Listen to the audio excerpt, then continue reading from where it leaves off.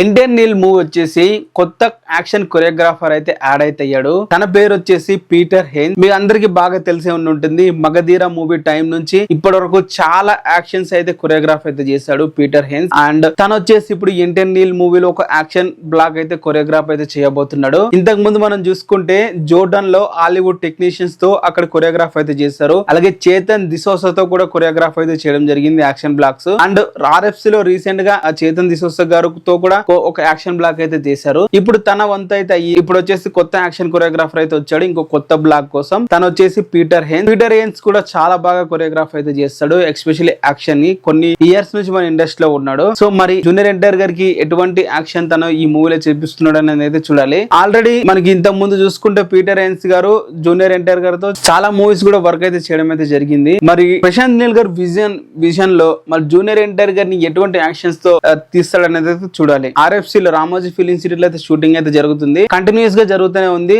అంటే ఎట్లుంటది అంటే 1 డే గ్యాప్ ఇచ్చేసి కంటిన్యూస్ గా 40 days షూటింగ్ అయితే చేయాలనుకుంటున్నారు. అలానే కంటిన్యూ అయితే అవ్వని, షూటింగ్ తొందరగా కంప్లీట్ అవ్వాలని చెప్పి కోరుకుందాం. మరి మీరేమంటారు దీని మీద కింద కామెంట్ చేయండి. కొత్తగా వీడియో చూస్తున్నట్లయితే